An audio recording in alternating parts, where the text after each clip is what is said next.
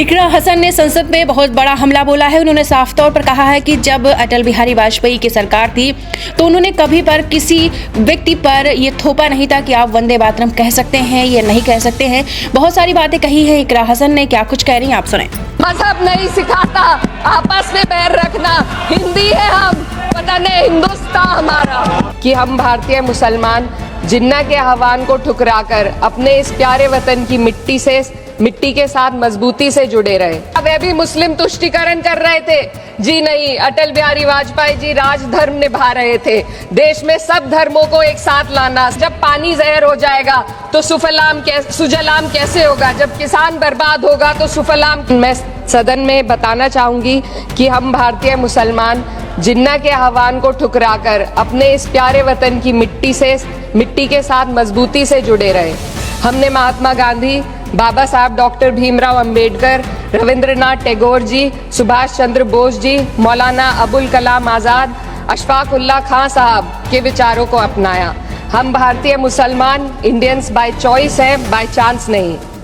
वंदे मातरम के किन छंदों को राष्ट्रीय गीत के तौर पर अपनाया जाए, यह फैसला सर रविंद्रनाथ टैगोर और सुभाष चंद्र बोस जी जैसे नेताओं के परामर्श के बाद हुआ। क्या अब हम उन महान नायकों की समझ पर प्रश्न चिन्ह उठाएंगे? उन्हें देश को बांटने वाला और तुष्टीकरण करने वाला कहने का पाप करेंगे? उन महान हस्तियों ने वंदे मातरम के उन छंदों को अपनाया जिन्होंने देश के हर वर्ग, हर धर्म के मानने वालों को एक सूत्र में पिरोने का काम किया। और मैं एक घटना आप लोगों के सामने रखना चाहती हूँ। वर्ष 1998 में उत्तर प्रदेश सरकार के मंत्री रविंदर शुक्ला जी ने स्कूलों में राष्ट्रीय गीत को गाना अनिवार्य कर दिया था। लेकिन तब के तत्कालीन प्रधानमंत्री अटल बिहारी वाजपेयी जी ने, जो उस समय लखनऊ के दौरे पर थे, उत्तर प्रदेश सरकार के इस फैसले पर नाराजगी जताई और यूपी सरकार ने राष्ट्रीय गीत को अनिवार्य करने वाले मंत्री को बर्खास्त कर दिया था। अब मैं सत्ता पक्ष से सवाल करना चाहूंगी।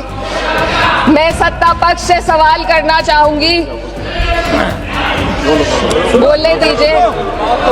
मैं सत्ता पक्ष से सवाल करना चाहूंगी कि जो विजन आजादी के समय के लोगों का था राष्ट्रीय गीत को स्वेच्छा पर छोड़ने का, उसी का अनुसरण माननीय अटल बिहारी वाजपेयी जी ने किया, तो क्या वे भी मुस्लिम तुष्टीकरण कर रहे थे?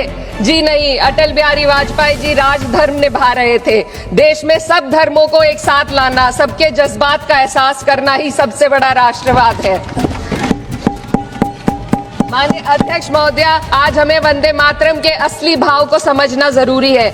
यह गीत तो देश के जल, जंगल, जमीन, हरियाली और निर्मल हवा की वंदना को समर्पित है। यह भारत की जन जन की मंगल कामना करता है कि भारत का हर नागरिक स्वस्थ रहे, सुरक्षित रहे और सम्मान के साथ जी सके। सुजलाम सुफलाम का अर्थ है, सुनिए, ऐसा देश जहाँ स्वच्छ और पर्याप्त जल हो, जहाँ नदियां जिंदा हो, बहती हो, जीवन देती हो।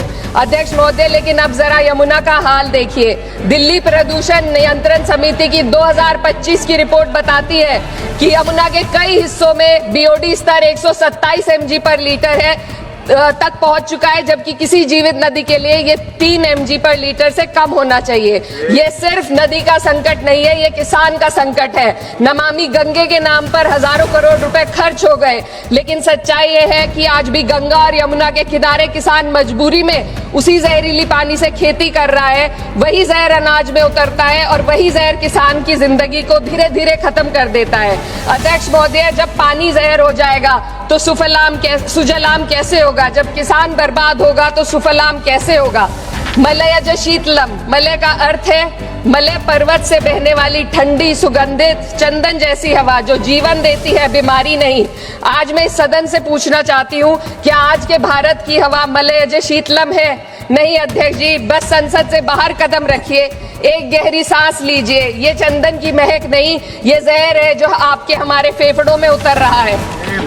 दुनिया के 20 सबसे प्रदूषित शहरों में से 13 भारत में है। दिल्ली की हवा में सांस लेना मानो रोज 20 सिगरेट पीने जैसा हो। भारत हर साल सर्दियों में जहरीली हवा के प्रकोप में घिर जाता है। AQI गंभीर स्तर पर आ जाता है। वे इस देश की हर बेटी, हर महिला के सम्मान की बात भी करता है, लेकिन आंकड़े अगर आप देखेंगे, NCRB की हाल की रिपोर्ट के अनुसार, देश में हर वर्ष लगभग 30,000 से अधिक बलात्कार हो हो रहे हैं, यानी एक दिन में 80 से अधिक महिलाएं यौन हिंसा का शिकार होती हैं और ये सिर्फ दर्ज मामले हैं।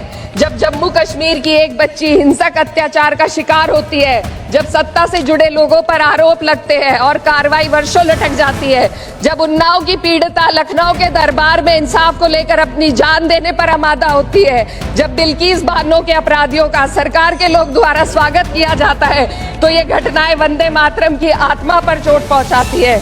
मैं अध्यक्ष महोदया बस यही कहना चाहती हूँ अपनी बात को अंत में रखते हुए कि वंदे मातरम सिर्फ अतीत की ललकार नहीं, ये वर्तमान की जिम्मेदारी है, ये आत्मा मंथन की घड़ी है। यही समय है कि हम वंदे मातरम को सिर्फ नारा नहीं, नीति और जिम्मेदारी बनाएं और अपने जज्बात को मैं आलमा इकबाल साहब के तराना-ए-हिंद के साथ इस सदन में रखना चाहती हूँ कि सारे जहां से अच्छा हिंदुस्तान हमारा, हम बुलबुले हैं इसके, ये गुलसिता हमारा, मजहब नहीं सिखाता आपस में पैर रखना, हिंदी है हम, वतन है हिंदुस्तान हमारा।